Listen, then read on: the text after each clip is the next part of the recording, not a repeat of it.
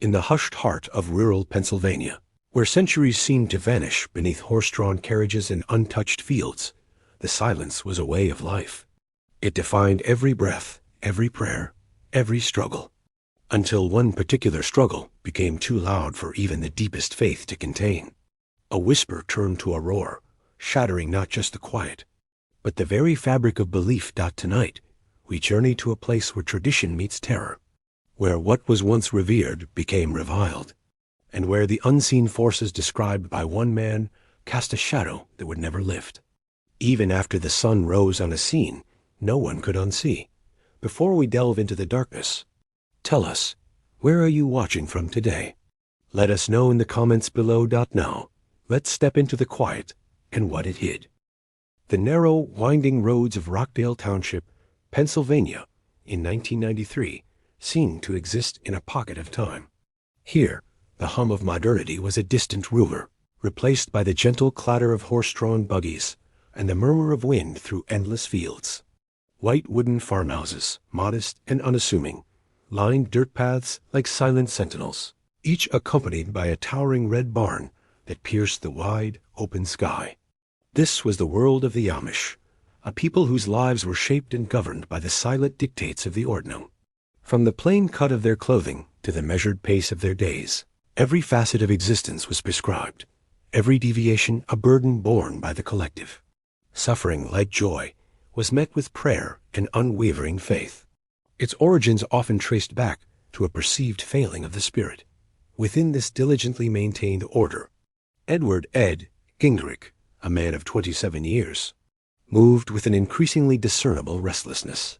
His presence was not aligned with the quiet fortitude expected of the community. Observers noted how his eyes, often clouded and distant, would drift across a room as if tracking unseen currents. His hands, though capable of the demanding labor of farm life, would occasionally tremor, a faint, involuntary shake that betrayed an inner disquiet. He would pace the edges of gatherings, his gaze fixed on nothing discernible, then suddenly stop, frozen in an unreadable stance. For the community, these were not symptoms of an ailment to be understood or treated. They were seen as manifestations of a weakness of faith, a spiritual struggle to be overcome through prayer and stricter adherence to the ordinal. As his peculiar behaviors grew, so did the subtle yet pervasive wall of isolation around him. Voices grew softer when he approached. Gazes shifted.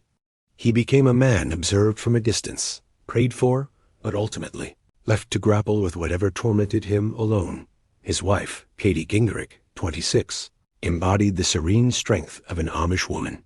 Her days were a rhythm of domesticity, tending to their 3 young children: Jonah, the eldest, perhaps 7 years old; Ruthie, a quiet girl of 4; and Samuel, barely a toddler and maintaining their simple home.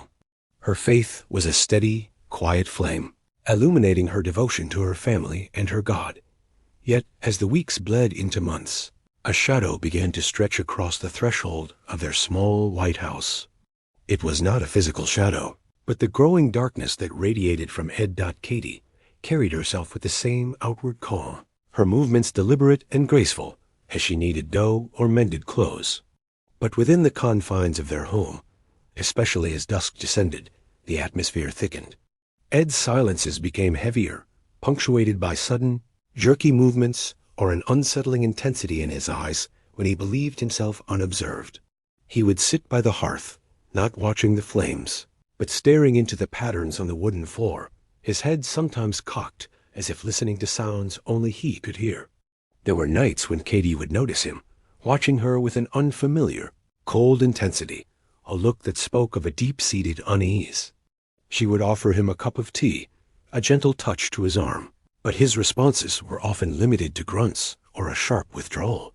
The children, sensitive to the shift, would sometimes cling closer to their mother, their small eyes wide and questioning.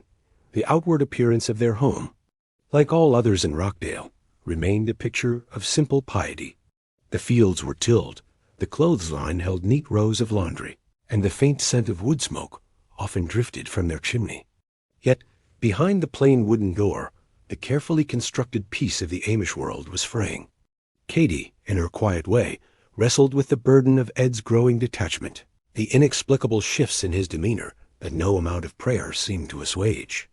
The silence of the community that had once offered comfort now felt like a suffocating shroud, leaving her to face the encroaching unease within her own home. In the solitary glow of a lantern, as the heavy night settled over Rockdale Township, the idyllic quiet held within its depths a tension that tightened with each passing day, a prelude to a storm that no one could predict, much less comprehend. In the hushed heart of rural Pennsylvania, where centuries seemed to vanish beneath horse-drawn carriages and untouched fields, the silence was a way of life. It defined every breath, every prayer, every struggle, until one particular struggle became too loud for even the deepest faith to contain. A whisper turned to a roar, shattering not just the quiet, but the very fabric of belief. Tonight, we journey to a place where tradition meets terror, where what was once revered became reviled, and where the unseen forces described by one man cast a shadow that would never lift, even after the sun rose on a scene no one could unsee. Before we delve into the darkness, tell us, where are you watching from today? Let us know in the comments below. Now, let's step into the quiet and what it hid. The narrow, winding roads of Rockdale Township, Pennsylvania, in 1993, seemed to exist in a pocket of time. Here, the hum of modernity was a distant rumor, replaced by the gentle clatter of horse-drawn buggies and the murmur of wind through endless fields.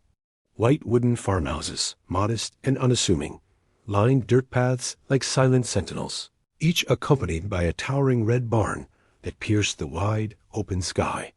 This was the world of the Amish, a people whose lives were shaped and governed by the silent dictates of the ordinary. From the plain cut of their clothing to the measured pace of their days, every facet of existence was prescribed, every deviation a burden borne by the collective. Suffering, like joy, was met with prayer and unwavering faith. Its origins often traced back to a perceived failing of the spirit. Within this diligently maintained order, Edward Ed Gingrich, a man of 27 years, moved with an increasingly discernible restlessness. His presence was not aligned with the quiet fortitude expected of the community. Observers noted how his eyes, often clouded and distant, would drift across a room as if tracking unseen currents. His hands, though capable of the demanding labor of farm life, would occasionally tremor, a faint, involuntary shake that betrayed an inner disquiet. He would pace the edges of gatherings, his gaze fixed on nothing discernible, then suddenly stop, frozen in an unreadable stance. For the community, these were not symptoms of an ailment to be understood or treated. They were seen as manifestations of a weakness of faith, a spiritual struggle to be overcome through prayer and stricter adherence to the ordinal. As his peculiar behaviors grew, so did the subtle, yet pervasive wall of isolation around him. Voices grew softer when he approached. Gazes shifted. He became a man observed from a distance, prayed for, but ultimately left to grapple with whatever tormented him alone. His wife, Katie Gingrich, 26, embodied the serene strength of an Amish woman. Her days were a rhythm of domesticity, tending to their 3 young children: Jonah, the eldest, perhaps 7 years old; Ruthie, a quiet girl of 4; and Samuel, barely a toddler and maintaining their simple home. Her faith was a steady, quiet flame, illuminating her devotion to her family and her God. Yet, as the weeks bled into months, a shadow began to stretch across the threshold of their small white house. It was not a physical shadow, but the growing darkness that radiated from Ed. Katie carried herself with the same outward calm, her movements deliberate and graceful as she kneaded dough or mended clothes. But within the confines of their home, especially as dusk descended, the atmosphere thickened. Ed's silences became heavier, punctuated by sudden, jerky movements or an unsettling intensity in his eyes when he believed himself unobserved. He would sit by the hearth, not watching the flames, but staring into the patterns on the wooden floor, his head sometimes cocked as if listening to sounds only he could hear. There were nights when Katie would notice him, watching her with an unfamiliar, cold intensity, a look that spoke of a deep-seated unease. She would offer him a cup of tea, a gentle touch to his arm, but his responses were often limited to grunts or a sharp withdrawal. The children, sensitive to the shift, would sometimes cling closer to their mother, their small eyes wide and questioning. The outward appearance of their home, like all others in Rockdale, remained a picture of simple piety. The fields were tilled, the clothesline held neat rows of laundry, and the faint scent of wood smoke often drifted from their chimney. Yet, behind the plain wooden door, the carefully constructed piece of the Amish world was fraying. Katy, in her quiet way, wrestled with the burden of Ed's growing detachment, the inexplicable shifts in his demeanor that no amount of prayer seemed to assuage. The silence of the community that had once offered comfort now felt like a suffocating shroud, leaving her to face the encroaching unease within her own home. In the solitary glow of a lantern, as the heavy night settled over Rockdale Township, the idyllic quiet held within its depths a tension that tightened with each passing day, a prelude to a storm that no one could predict, much less comprehend. The heavy silence that had always defined Rockdale Township, a silence woven from tradition and unwavering faith, began to fray within the Gingerick home. As the weeks turned into a succession of anxious days and even more unsettling nights, Edward Gingerick's erratic behaviors deepened, carving out an isolating chasm between him and his family.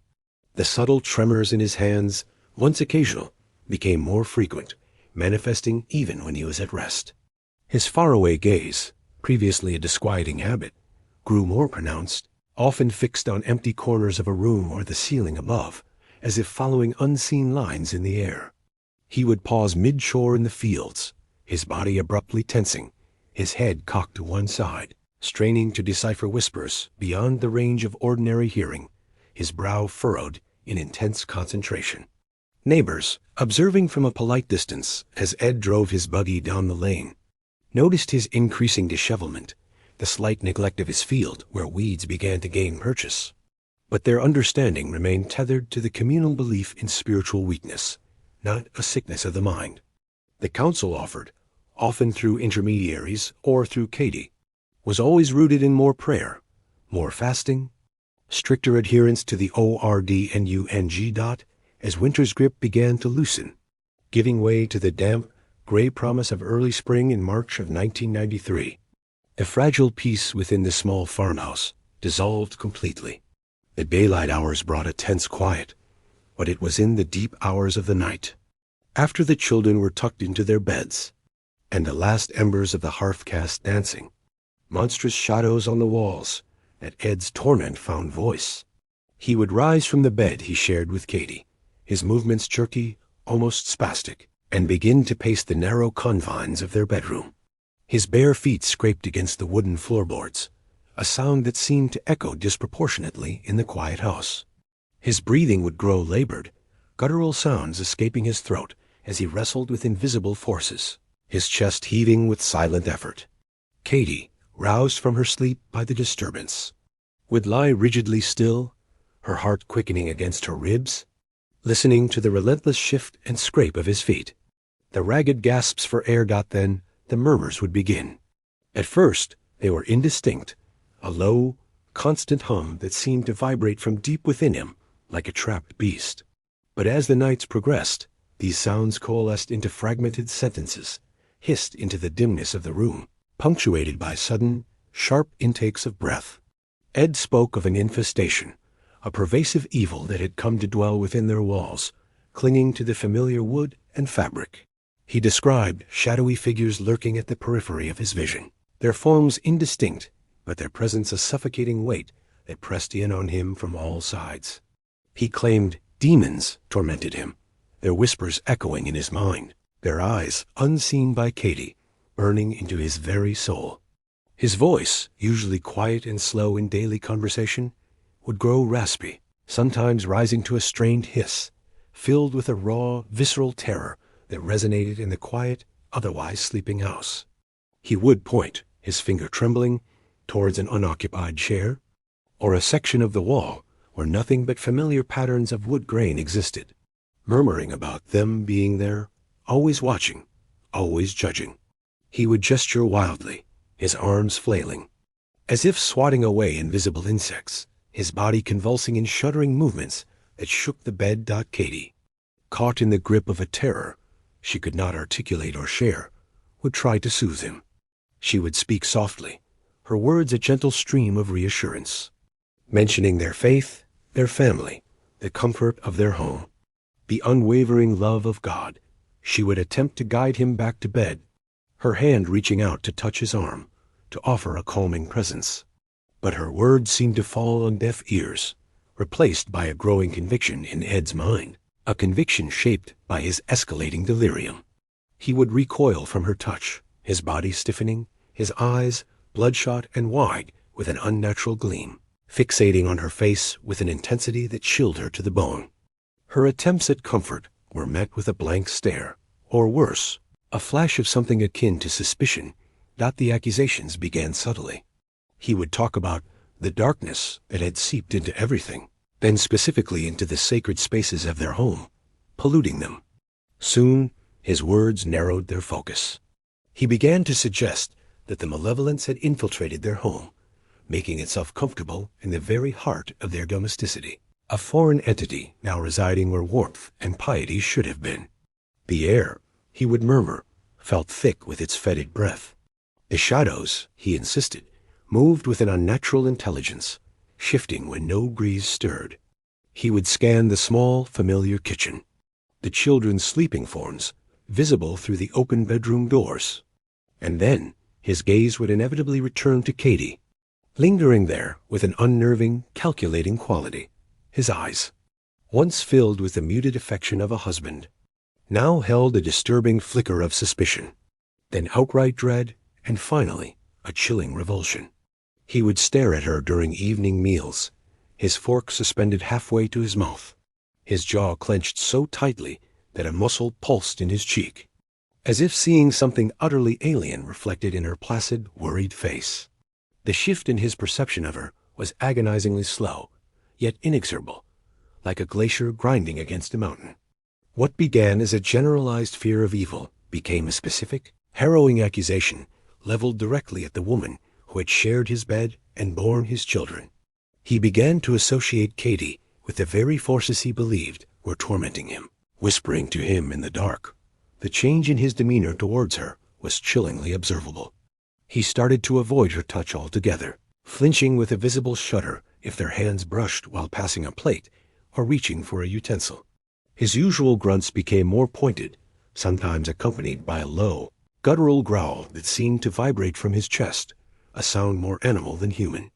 When Katie would speak, her soft voice attempting to bring a semblance of normalcy to their fractured existence, Ed would often visibly recoil, turning his head sharply away, his hands sometimes rising to cover his ears as if her words were a harsh, tormenting sound, an assault on his already frayed nerves.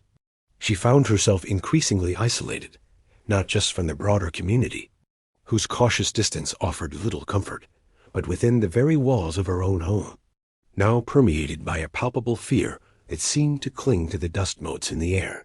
She would attempt to speak of God's mercy, of the protective power of prayer, hoping to find a common ground, a shared faith that might pull him back from the precipice. But her efforts were met with a blank, uncomprehending stare, or worse, a look of profound, venomous distrust, a raw animosity that defied any logic. He would sometimes hold a Bible, not to read, but to clutch it tightly, his knuckles white, as if warding off a threat that stood directly before him. The children, too, felt the profound shift in their father's demeanor. Jonah, the eldest, would often sit in silence, his eyes darting between his parents, his small body tense and watchful, absorbing the unspoken terror. He stopped asking questions, his natural childish curiosity subdued by the oppressive atmosphere. Ruthie, usually quiet and content with her simple rag doll, became almost entirely withdrawn, speaking only in whispers, her small hand constantly seeking Katie's apron or skirt, needing that tangible connection to ward off the unspoken dread that had settled over their home. She would sometimes hide behind Katie's skirts when Ed entered a room, her small face buried against her mother's leg.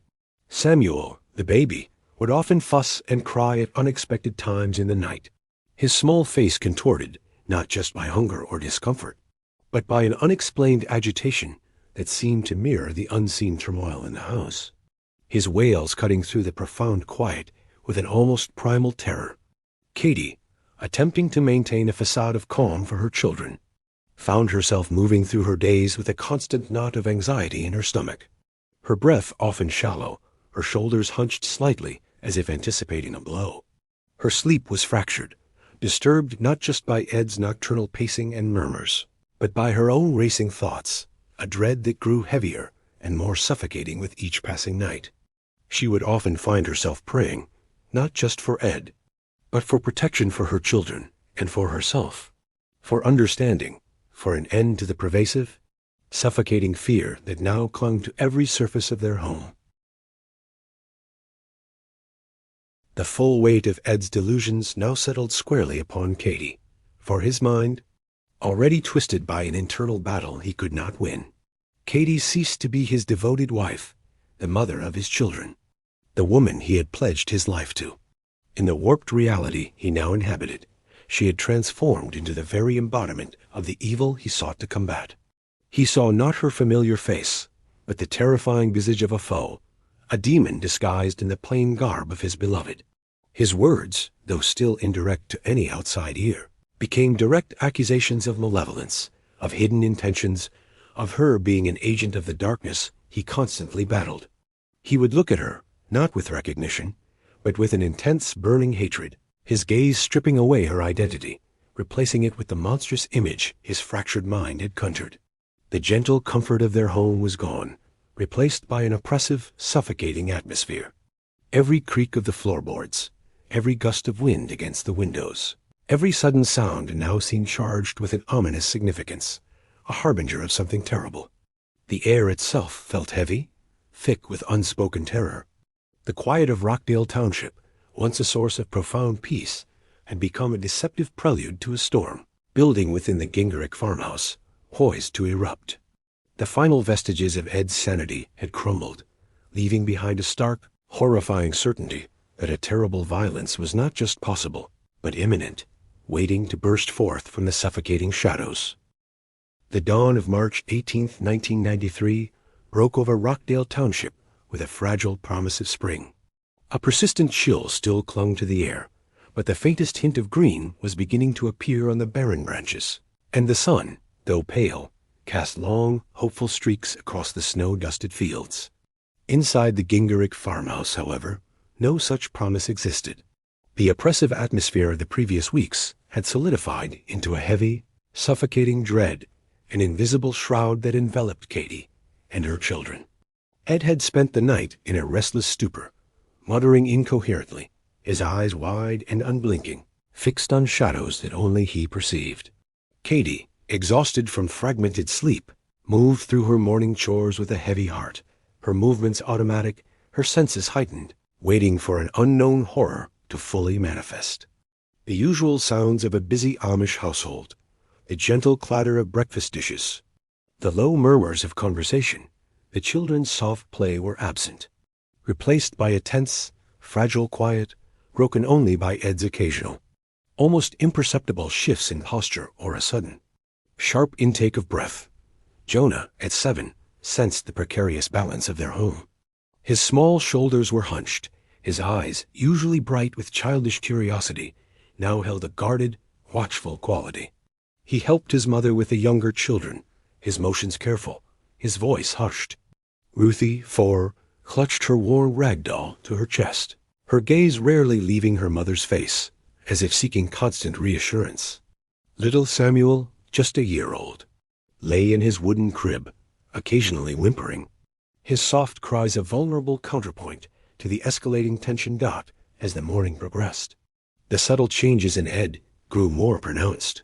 He sat at the kitchen table, a half-eaten bowl of oatmeal before him, his spoon forgotten. His eyes, fixed on Katy as she moved between the hearth and the pantry, burned with an unholy intensity.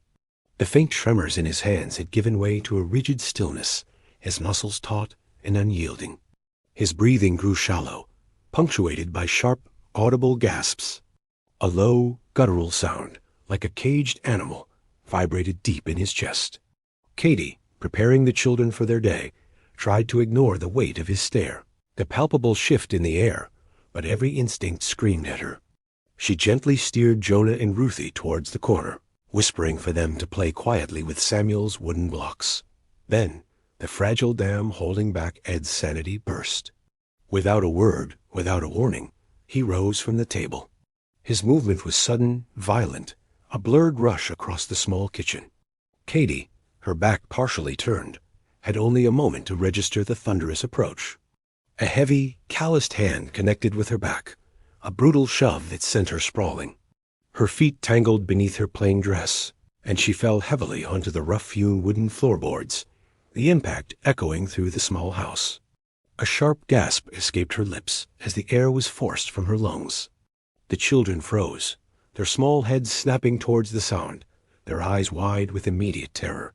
Jonah instinctively pulled Ruthie closer, shielding Samuel's crib with his small body. Ed stood over her, his chest heaving, his face a mask of deranged fury.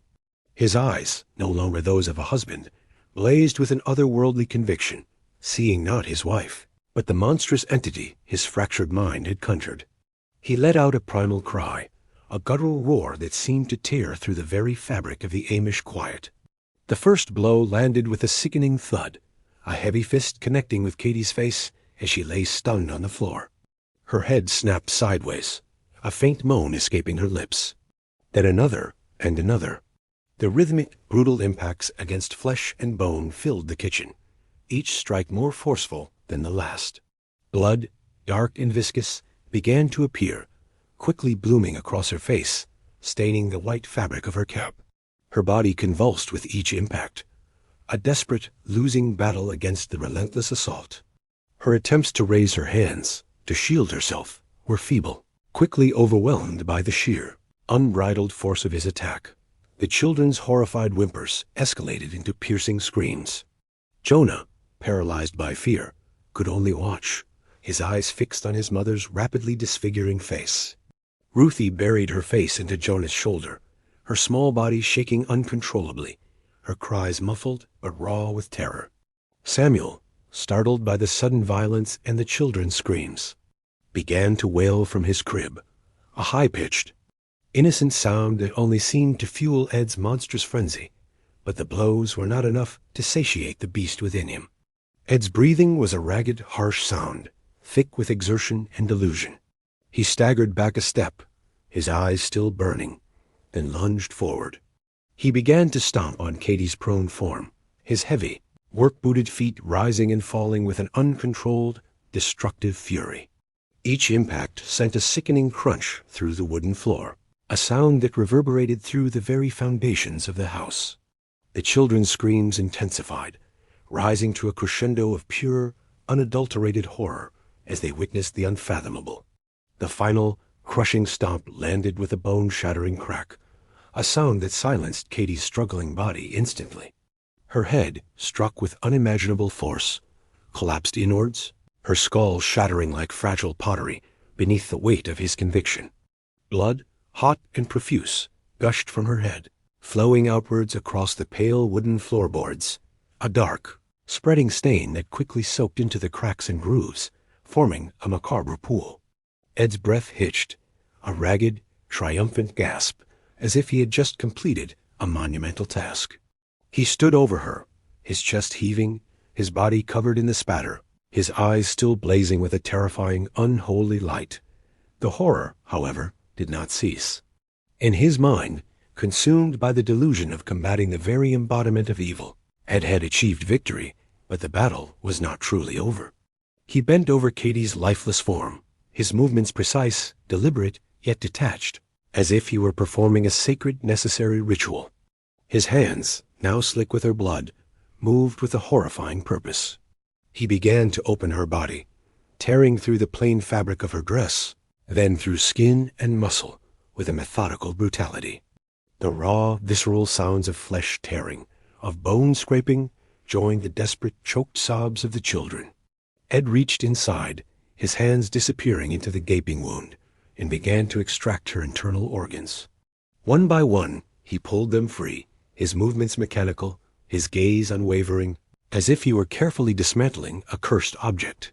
He piled the organs, the liver, the intestines, the heart next to her mangled corpse on the blood-soaked floor, arranging them in a macabre display, a grotesque trophy of his war against the unseen forces. The steam from the freshly exposed viscera mingled with the metallic tang of blood in the cold morning air, creating an olfactory nightmare that would forever taint the memory of that home. The kitchen, once the heart of Amish domesticity, was now a tableau of unimaginable horror. Blood slicked the floor, splattered the walls, and clung to Ed's hands and clothing. The scent was overpowering, coppery and warm. The frantic, terrified screams of Jonah, Ruthie, and Samuel, raw and guttural, echoed through the shattered silence of the house, bouncing off the walls. A desperate lament that seemed to pierce the quiet fabric of Rockdale Township itself. Jonah, clutching Ruthie, his eyes wide with a profound, unspeakable trauma, watched his father's incomprehensible actions. Ruthie sobbed silently into his shoulder, her small body trembling uncontrollably, her eyes squeezed shut against the nightmare. Samuel, his face red and wet with tears, continued to wail from his crib, oblivious to the specific horrors, but resonating with the raw, pervasive terror that now filled the air. Outside, the first tendrils of wood smoke began to rise from neighboring chimneys, signaling the start of another day in the steadfastly traditional community. Maggie Lapp, a woman of 48, was in her own kitchen, preparing breakfast, when a sound reached her ears. It was not the familiar cry of a child in distress, or the shout of a farmer calling his stock. It was a sound unlike any she had ever heard emanating from the quiet Gingerich farm. A high-pitched, desperate wail that carried on the crisp morning air, followed by a series of muffled thuds, and then more prolonged, gut-wrenching screams. Her experienced ear recognized the unmistakable terror in the children's voices, a terror that went beyond childish fits. She paused, her hand frozen above the stove, listening intently. The sounds were unmistakable, urgent. Without a second thought, she threw open her kitchen door and ran, her stout form churning across the damp earth towards the Gingerich home, her plain bonnet flying back from her head. Behind her, her husband, Jacob Lapp, 50 years old, heard the commotion and Maggie's sudden departure. He looked up from his morning chores, his brow furrowed with concern, and followed his wife's hurried path, his pace slower but equally determined. Maggie reached the white farmhouse first, the door ajar. A chilling silence had fallen once more, broken only by the whimpers from within. She pushed the door open further, her hand trembling, and stepped across the threshold. The scene that greeted her was beyond comprehension, a nightmare painted in crimson across the familiar, humble interior. Her breath hitched in her throat, a strangled sound that caught in the coppery air. The sight of Katie's mangled body, his scattered organs, and Ed standing motionless amidst the horror, blood-soaked, his eyes vacant and distant, was an image that would forever sear itself into her memory. The children, huddled together, their faces streaked with tears and fear, stared mutely at the unspeakable. Behind her, Jacob Lapp's heavier footsteps sounded, then stopped abruptly, his gasp echoing Maggie's as he, too, took in the nightmare that had shattered the profound silence of Rockdale Township. The small white farmhouse of Edward and Katie Gingerich, usually a beacon of quiet diligence, now stood as a silent monument to unspeakable horror. The door, left ajar by Maggie Lapp's panicked entry, swung slightly on its hinges, revealing a tableau of carnage within. Maggie, a woman accustomed to the solemn realities of farm life, recoiled at the sight, a choked gasp escaping her throat. Her eyes, wide and disbelieving, took in the crimson-slicked floorboards, the grotesque arrangement of organs beside Katie's mangled form, and the children huddled in the corner, their small bodies trembling, their faces streaked with tears and a profound, silent shock. Jacob Lapp, Maggie's husband, arrived moments later, his heavier footsteps halting abruptly at the threshold. His broad shoulders visibly slumped, and a low, guttural sound, akin to a strangled prayer, escaped his lips as his gaze swept over the scene. Gingerich stood amidst the devastation, his clothes and hands drenched in blood, his face bearing a vacant, otherworldly expression. His eyes, though fixed on the ruined form of his wife, seemed to look beyond her, into a realm invisible to the Lapps. He swayed slightly, his body moving with an almost imperceptible rhythm, and a low, continuous murmur emanated from him. The words were indistinct at first, but as the Lapps stood frozen in horror, they became clearer, repeated with a chilling, unwavering conviction. I defeated the devil. The devil is gone. I defeated the devil. His voice was flat, devoid of emotion. A monotone declaration of a victory. Only he understood. Maggie, overcoming her initial paralysis, moved with a sudden, fierce protectiveness towards the children. She scooped little Samuel from his crib, his small body stiff with fright, and gently pulled Ruthie into her embrace. Jonah, older and more aware, flinched from her touch at first, his eyes still wide and fixed on his father, but eventually allowed himself to be guided away, his gaze never leaving the center of the room. Maggie led them swiftly out of the house, away from the coppery stench and the horrific tableau, towards the fresh, cold air outside, whispering words of comfort that felt hollow in her own ears. Jacob, meanwhile, remained by the doorway, his eyes on Ed. He took a hesitant step inside, his presence a silent challenge to the unmoving figure, but Ed seemed oblivious. Trapped within his own horrifying victory, the weight of their discovery settled heavily upon the Lapps. This was a desecration of the most profound kind, an act that tore at the very fabric of their peaceful, ordered world.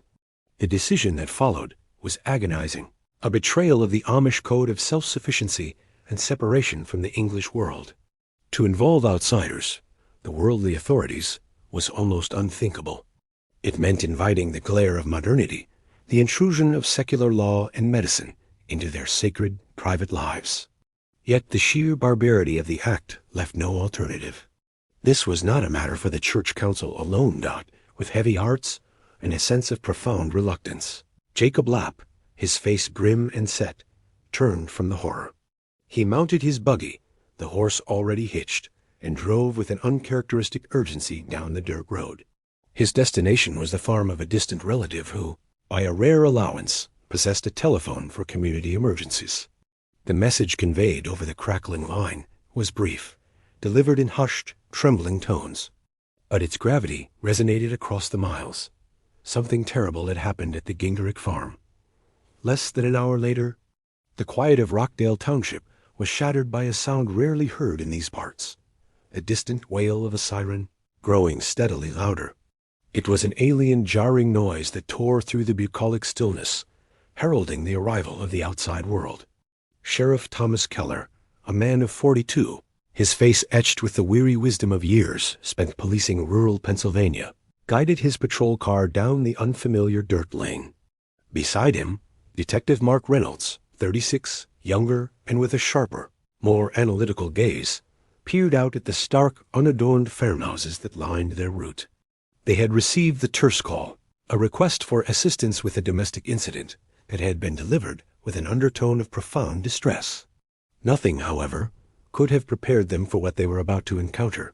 The patrol car, a stark, metallic blue intrusion, pulled to a stop near the Gingerich farmhouse, its flashing lights painting the white wood and red barn with an intermittent, unsettling glow. Several buggies and a handful of somber-faced Amish men and women had already gathered at a respectful distance, their plain attire a stark contrast to the modern vehicle. Their gazes were averted, their faces unreadable, a wall of quiet observance. Sheriff Keller and Detective Reynolds stepped out of the car, the crunch of their boots on the gravel loud in the sudden silence. The coppery scent of blood, faint at first, grew stronger as they approached the open door. The interior of the house was bathed in the harsh, unnatural light of the police flashlights. Their eyes immediately fell upon the scene, the overturned furniture, the horrific, blood-soaked tableau on the floor, the grotesque display of internal organs. Both seasoned officers, accustomed to the darker side of human nature, visibly recoiled. Sheriff Keller, his jaw tight, exchanged a grim look with Reynolds. The sheer barbarity of the act was staggering, particularly within this community known for its pacifism and quiet devotion. Ed Gingerich remained standing in the kitchen, still amidst the horror, his gaze distant. He barely acknowledged their presence. His clothes, saturated with blood, clung to his frame. The repetitive murmur continued to escape his lips. "The devil is defeated. I have won." His voice held no anger, no remorse, only a chilling, delusional sense of accomplishment. The apprehension of Ed was a careful, somber affair. He offered no resistance as Keller and Reynolds approached, his body moving stiffly, almost mechanically, as they secured his wrists. He seemed utterly detached from the physical act, his eyes still fixed on unseen specters. As he was led out of the farmhouse, still covered in the gruesome evidence of his act, the assembled Amish community remained silent, their faces etched with a mixture of profound sorrow and a chilling, shared shame. Their heads remained bowed, their gazes fixed on the ground, a collective withdrawal from the brutal confrontation of their inner world with the unyielding demands of secular law. Detective Reynolds, with a heavy knot of unease in his stomach, began the painstaking task of securing the crime scene. His methodical movements, a stark contrast to the chaos he encountered. He attempted to gather initial information from Jacob and Maggie Lapp, who, with visible discomfort, recounted their horrific discovery in hushed, indirect tones. Their answers were brief, their eyes frequently darting away, reflecting a deep-seated reluctance to speak of such darkness, especially to outsiders. Sheriff Keller, drawing on his experience with the nuances of Amish culture, understood the difficulties ahead. He knew that extracting details from this insular community would be like pulling teeth, not out of malice, but out of deeply ingrained customs of privacy and their own interpretations of justice and retribution. The cultural clash was brutal and immediate. The meticulous, clinical approach of forensic investigation was alien to the Amish way of life, an unwelcome intrusion into their spiritual and familial suffering. The incident quickly necessitated a broader response. The county prosecutor would be involved, and given the nature of the crime, a psychological evaluation of the perpetrator was imperative. Within hours, Dr. Elaine Porter, a 48-year-old forensic psychiatrist, received the urgent call. Known for her incisive mind and her experience with complex cases, she was tasked with assessing Edward Gingerich. Her arrival at the county jail, where Ed had been taken, marked the beginning of another, more subtle confrontation. Ed was found in a near catatonic state, his eyes still distant, his lips occasionally moving, repeating his fragmented declarations of having defeated the devil. Dr. Porter's initial observations confirmed what the officers had suspected. This was not a simple act of violence, but the brutal culmination of a deeply disturbed mind. However, the path to understanding Ed's condition would be fraught with challenges. The Amish community's steadfast rejection of modern medicine, and particularly psychiatry, as an interference with God's will or a weakness of the spirit, would create a formidable barrier. The elder community leaders, though grieving, communicated their firm disapproval of any meddling with Ed's spiritual state, seeing mental illness as a test of faith, not a medical condition. Dr. Porter understood that her evaluation would not only determine Ed's legal fate, but would also force a painful and public spotlight onto the deeply private and often misunderstood Amish way of dealing with suffering. The news, carried not by radio or telephone within Rockdale, but by urgent whispers and solemn visits between farms, spread like wildfire through the Amish community. A profound shock settled over them, mingling with grief, confusion, and a burgeoning sense of collective shame. The incident, a brutal murder within one of their own homes, was unprecedented, an unthinkable stain on their reputation for peace and piety. Outside Rockdale, the story exploded across local news channels, quickly drawing national attention. The headline screamed, "Amish man commits unspeakable act. Peaceful community rocked by horror." The juxtaposition of the Amish's tranquil, isolated existence with the barbarity of the crime created a chilling fascination. A collective gasp from a world that had always viewed them as serene, almost untouched by modern evils. The legal process had begun, forcing two vastly different worlds to collide in the aftermath of a single horrific act. The courtroom, a cavernous space of polished wood and hushed formalities, stood in stark contrast to the simple, unadorned world of Rockdale Township.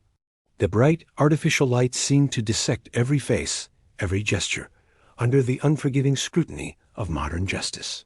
Rows of spectators, many from the Amish community, sat in their plain attire, their faces solemn, their gazes often lowered or fixed on a distant point, embodying a profound discomfort with the public display of such suffering. Sheriff Thomas Keller and Detective Mark Reynolds testified, their voices steady as they recounted the horrific scene they had discovered, describing the disfigured body of Katie Gingerich and the chilling, blood-soaked figure of Edward Gingerich repeating his delusional mantra. Dr. Elaine Porter, the forensic psychiatrist, presented her findings with a clinical precision that laid bare the depths of Ed's fractured mind.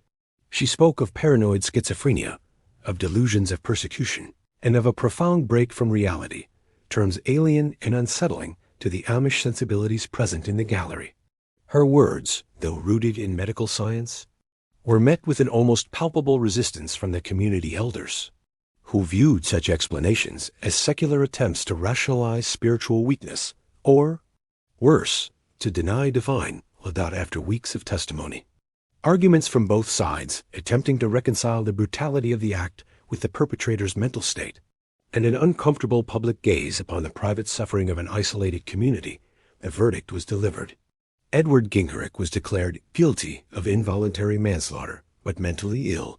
The judgment, a legal compromise reflecting both the tragic act and the profound internal struggle that had led to it, acknowledged the violence while recognizing Ed's diminished capacity. For the wider world, it offered a chilling glimpse into the consequences of severe, untreated mental illness, particularly within a community that rejected its very premise. For the Amish, it was a complex and deeply painful pronouncement, a public recognition of a darkness they had long struggled to reconcile within their rigid faith. The verdict did not bring closure. Instead, it opened new, unhealing wounds. Ed was committed to a state psychiatric hospital, a place of stark white walls, echoing corridors, and sterile routines, a world utterly alien and far removed from the familiar fields and wooden beams of his home. His days were now punctuated by medication schedules, therapy sessions he barely comprehended, and the constant, watchful presence of medical staff. Years passed within those walls. Visitors from Rockdale, few and far between, reported seeing him move through the institutional routines with a quiet, almost spectral detachment. His eyes, though less wild than on that horrific morning, retained a distant, unfocused quality, as if he still wrestled with unseen forces, his mind forever scarred by the delusions that had driven him to such a monstrous act. The shadow of his illness, though mitigated by medication, never truly left him. It clung to his movements, to his silences, marking him as a man irrevocably broken, forever lost between two worlds. The formal diagnoses and treatments of the secular world could contain the outward manifestations of his illness, but they could not erase the deep-seated torment that had taken root within him, after many years, the specific passage of which was largely unrecorded within the quiet folds of Rockdale Township, fading into a blend of hushed memory and deliberate forgetting. Ed Gingerich was granted conditional release. He re-entered a world that had moved on, a world that he had always been on the periphery of, now burdened by the crushing weight of his past. The terms of his parole were strict, requiring regular check-ins and continued medication, but his physical presence, a gaunt shadow of his former self, was enough to stir unease wherever he went. His return to any semblance of normal life was a hollow echo of what had been, a man walking through familiar landscapes as a stranger. He lived in isolation, under the distant, watchful eyes of authorities, a spectral figure moving through the landscape of his youth, forever separate from both the world that had tried to cure him and the community that had failed to understand him. Then, in 2011, nearly 2 decades after the brutal morning of March 18, 1993, the shadow finally consumed him. Edward Gingerich, now a man nearing 50, was found dead. His body hung suspended from a rope in a barn, a structure not unlike the one behind his abandoned family home, the rough-hewn timbers silent witnesses to his final solitary act. The discovery was made by a distant cousin, performing routine chores, who stumbled upon the scene in the late afternoon. The cousin, a man known for his stoicism, was observed to hurry away, his face pale, his usually steady hands trembling as he hitched his buggy. Next to Ed's lifeless form, a crudely folded piece of paper lay on a bale of hay, weighted down by a small stone. A message, scrawled in simple, almost childlike handwriting, offered a stark, agonizing plea. "Forgive me, please." It was a final, desperate whisper from a man haunted to his last breath. A plea for absolution from the unforgivable. A silent acknowledgement of the terrible burden he carried. The crime and its aftermath had exploded like a bomb within the steadfastly insular Amish community. A people renowned for their pacifism, their communal harmony, and their strict adherence to a life apart from worldly troubles, now had to grapple with the shame of having their first recorded murderer.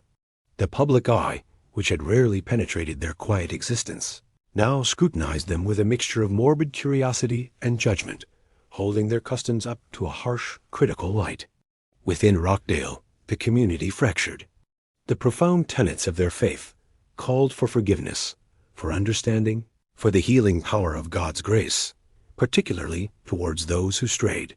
Yet, the brutal image of Katie Gingerich, the horror inflicted upon her, and the lasting trauma etched on her children's faces created an almost insurmountable barrier. Many wrestled with the duty to forgive, clashing with an instinctive, human desire to forget, to erase the very memory of the darkness that had erupted from within their midst. Hushed discussions in homes, often carried out behind closed doors, became strained, sometimes heated, leading to divisions that ran deeper than any ever before witnessed in Rockdale Township. Families, normally tightly bound, found themselves subtly distanced, unable to reconcile the conflicting demands of faith and human grief. The Gingerich farmhouse, the scene of the unspeakable, became a place of dread. It stood abandoned, its windows like vacant eyes staring out across the fields, its paint peeling, its grounds slowly reclaimed by weeds and untamed brush. The small garden Katie had so carefully tended withered and died, never to be replanted. The porch steps sagged, the once crisp white siding darkened and stained. Children, their imaginations fueled by adult whispers, were forbidden to play anywhere near it, their small, darting eyes avoiding its decaying facade. Carriages, traveling the dirt road that led past it, would often visibly deviate, pulling to the opposite side, horses shying as if sensing an invisible menace, as if the very air around the house was tainted. It became known as the cursed house, a place to be avoided, its silence no longer peaceful, but charged with a lingering malevolence, a palpable sorrow. The communal memory of the place became a weight, heavy and suffocating. And then the murmurs began. First, they were whispers in the quiet evenings, hushed conversations among neighbors tending their fields or sharing a simple meal. But as years turned into a decade, and then two, these whispers solidified into local legends. Chilling tales passed down through the community, particularly on cold, dark nights. Some neighbors, particularly on still moonlit evenings, claimed to hear faint, desperate screams emanating from the long, empty house, sounds that were unmistakably human, followed by the muffled sobs of a woman, a sound that seemed to drift from within its darkened, broken windows. Others swore they saw the gaunt figure of a man standing motionless in the abandoned barn, the very place where Ed Gingerich had taken his last breath, his silhouette stark against the pale moonlight, his form often appearing just before the earliest light of dawn. They spoke of his hands appearing still red, even in the deep dark, a spectral echo of the horrific act, a bloodstain that could never be washed away. These sightings and sounds became part of the fabric of Rockdale, a constant, chilling reminder of the darkness that had shattered their peace. Children, their eyes wide with fear and fascination, were strictly prohibited from venturing anywhere near the Gingerich property, their imaginations stoked by the stories carried on the wind, the low hum of their elders' warnings. The fear became a new tradition, a new boundary in a community defined by its boundaries. Edward Gingerich became more than just a name. He transformed into a collective scar on the soul of Rockdale Township. He was a man consumed by a terrifying mental illness, a disease that twisted his perceptions and ultimately drove him to an act of unimaginable brutality. But he was also, irrevocably, a product of a communal silence, a deeply ingrained cultural resistance that preferred to deny the existence of such illness, to attribute it to spiritual weakness, to pray it away, until the horror became not just inevitable, but explosively, tragically manifest. The path not taken, the modern medical intervention rejected, haunted the edges of their collective consciousness. And in Rockdale Township, the ghost of Katie Gingerick seemed never to have truly departed. Her memory, her suffering, became deeply impregnated in the very wooden walls of her home, in the shadowed corners of the barn, and within the troubled conscience of the community. Impossible to erase, her silent presence became a perpetual, haunting echo in the collective memory of a place that yearned for peace and forgiveness, but found only the lingering chill of unspoken sorrow, a wound that time could not heal. The silence of Rockdale, once their strength, now held the weight of a broken promise. The echoes of Rockdale Township linger, a silent testament to a tragedy born of unseen demons and a community's profound quiet. Edward Gingerick found his final, desperate peace in the cold embrace of a barn, leaving behind a simple, agonizing plea for forgiveness, a last, faint flicker of a tormented soul. His act of violence, born from a mind fractured by illness, shattered the peace of a people who believed themselves insulated from the world's darker currents.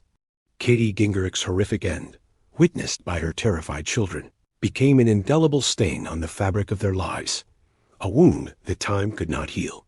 The farmhouse, once a hearth of domesticity, now stands abandoned, its silence broken by whispers of unseen horrors, of a woman's cries and a man's blood-red hands, forever bound to the timbers of the place where his life ended.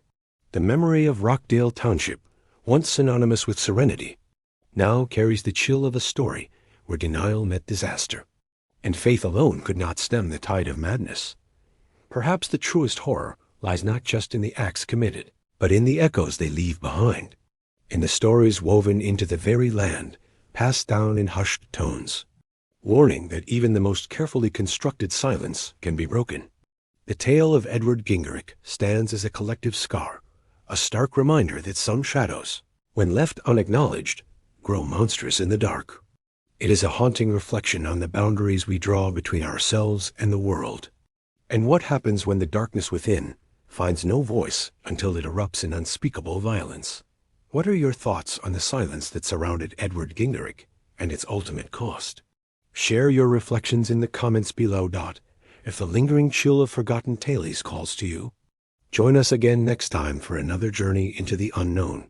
Until then, remember to like this video and subscribe to Host of Silence for more untold stories that lurk at the edges of our understanding.